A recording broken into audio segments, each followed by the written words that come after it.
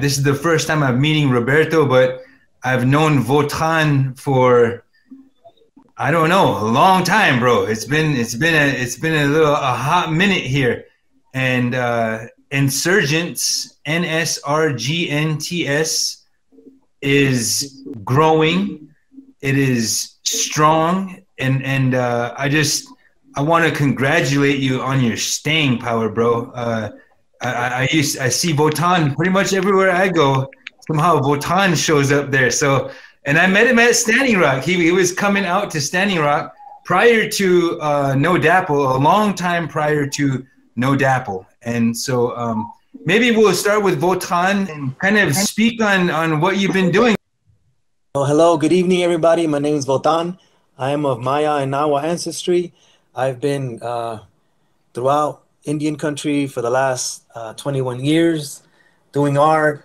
I started off as a vendor selling t-shirts, but obviously we've never placed or put ourselves in a box where that's all we do. It started evolving into different projects. We did, do a lot of workshops with youth, murals, resistance street art, and obviously the brand. Well, basically, man, I feel that, art is used and has been used for, since the beginning of time. Traditionally, right? Like if you think of any type of art form, whether it's dance, poetry, music, singing or dancing, whatever the case may be, even visual art, it basically furthers the culture, right? So I always like to tell folks that without the art, there is no culture. And as we are exposed to so many things, through traveling and building relationships with communities, we're inspired to create and keep telling those stories through visuals. And one of the interesting things is that nowadays with social media, art or images are what conveys the message, right? Like if you look at even what we use today, emojis to send a message, right?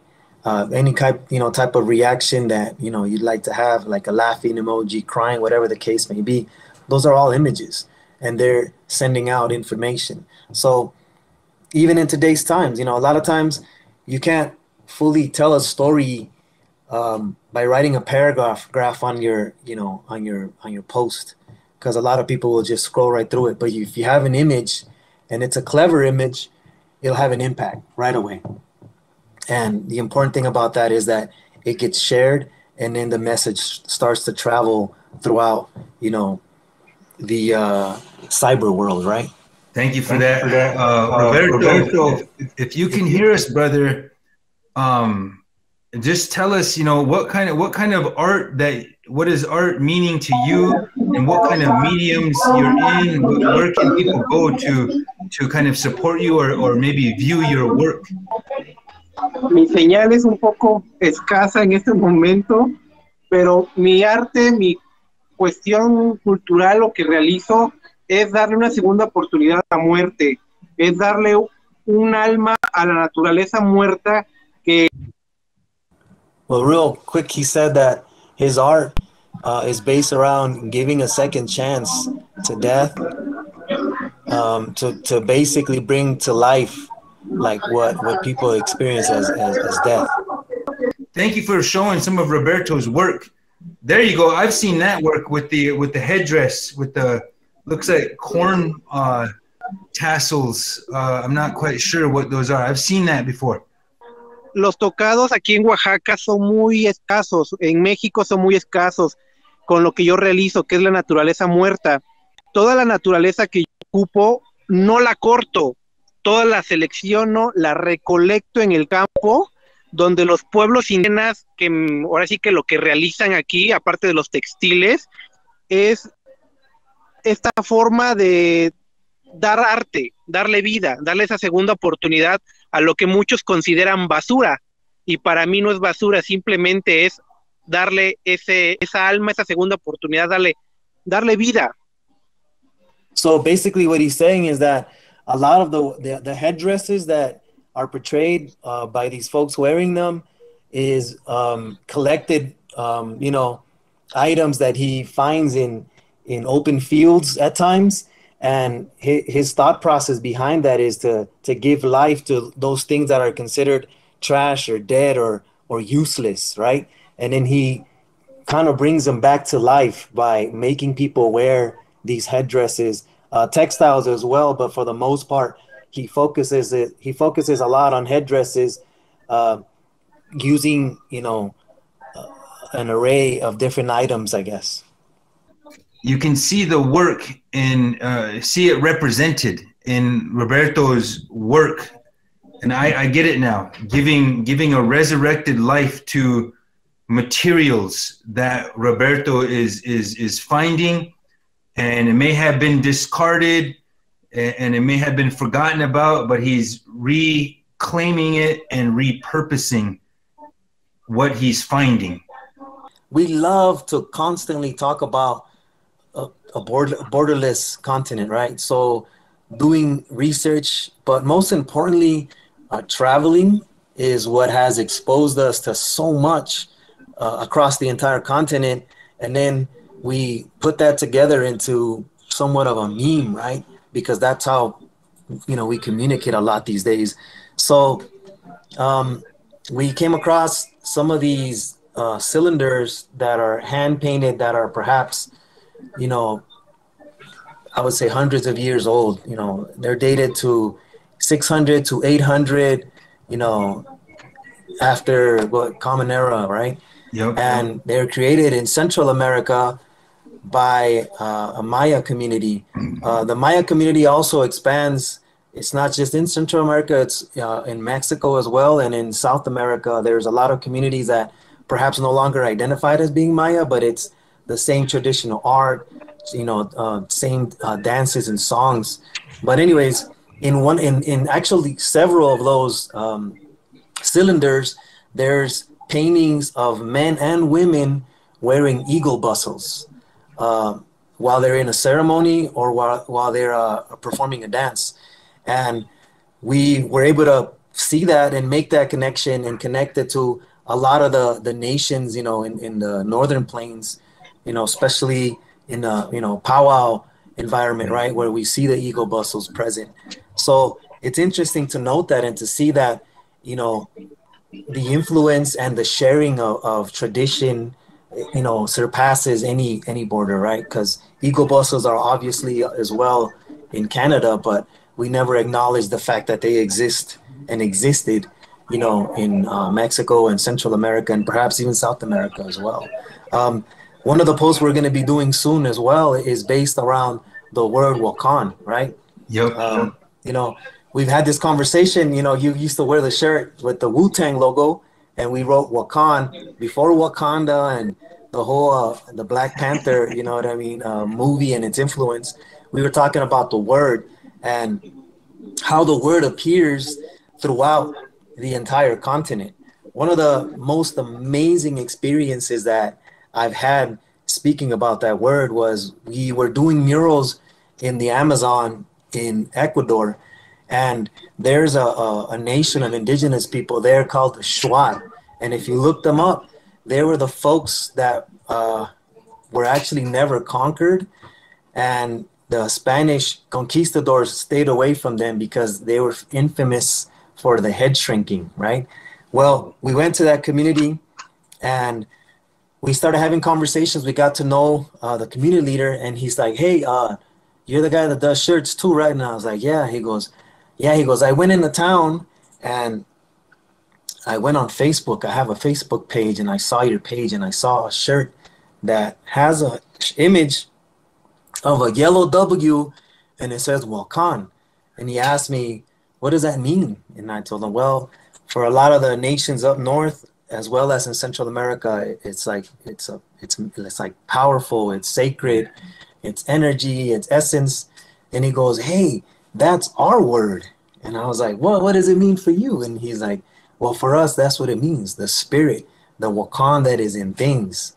And I was like, that's crazy. How is that possible that the folks that live in the Amazon that were considered isolated tribes have the same word that means the same thing? And then through those travels, we came across other nations, you know, that use the word similarly, perhaps dropping the N. So Waka, for example, for the Quichua, it means sacred, things or things that are sacred for ceremony or temples. Even for ourselves as Maya people, like the Milky Way is called Wakachan, right? The tree in heaven, or the heavenly tree, which is the Milky Way.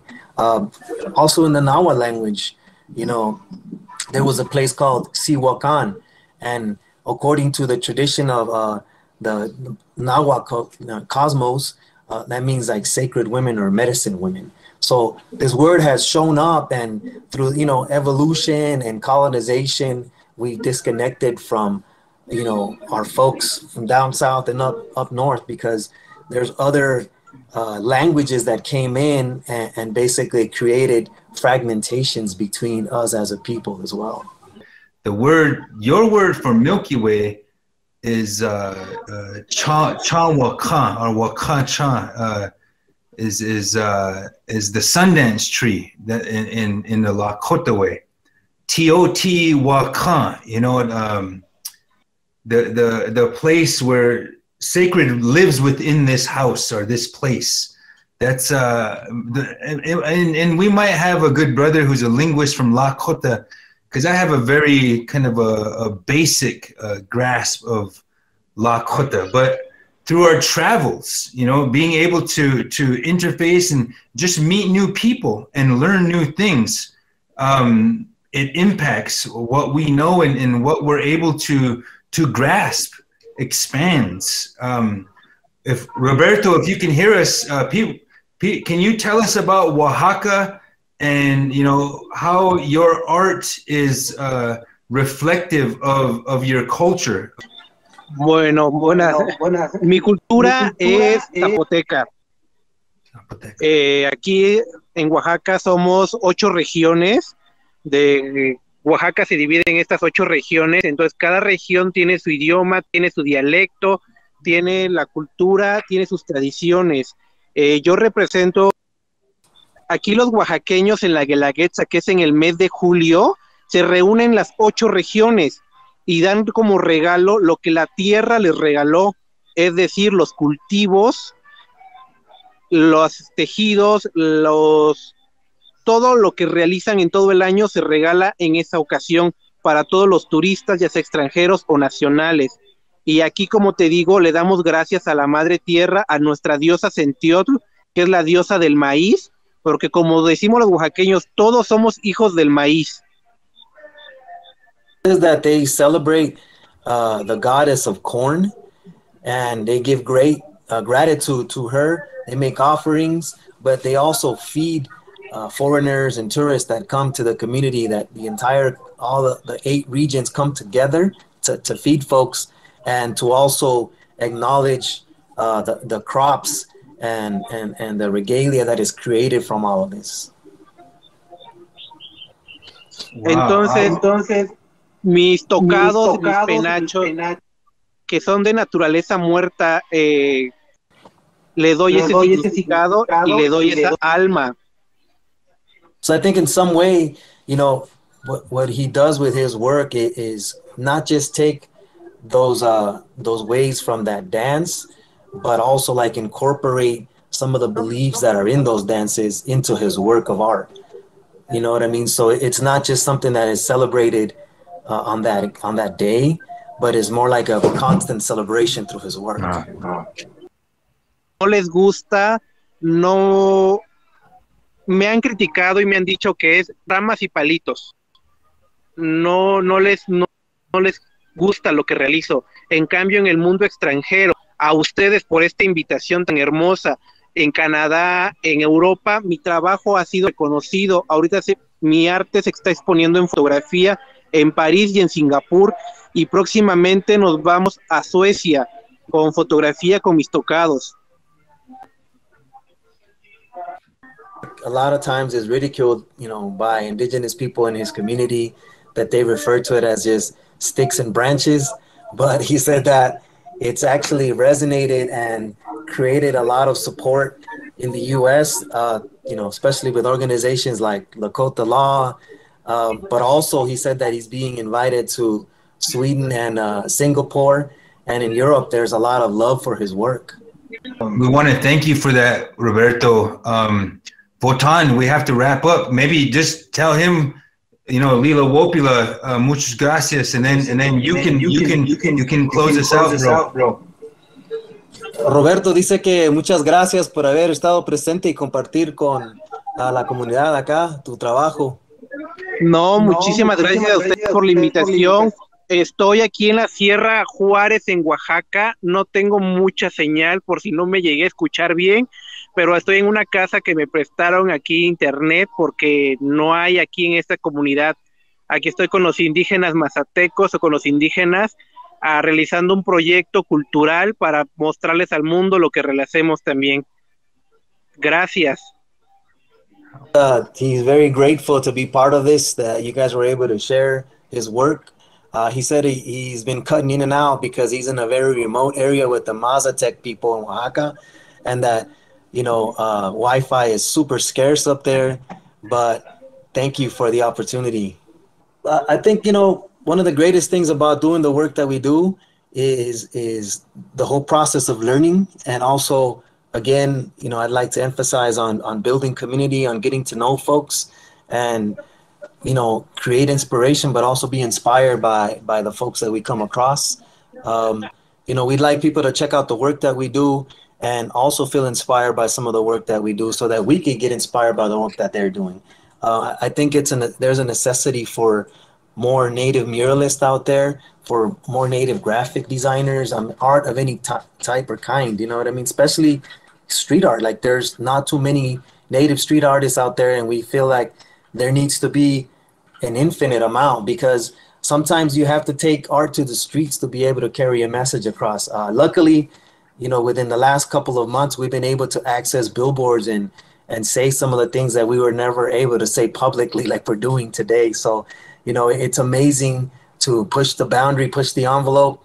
We live in a capitalist country, man. Like, we have to be able to take the opportunities and transform that, you know what I mean? Take advantage of the situation so that we can bring hope and empowerment to any community, even non-native communities. We love to see people engage, become educated, uplift, and hold up, the movements that are basically sparking throughout Indian country. Votan, man, good to see you, brother. We'll sign this out.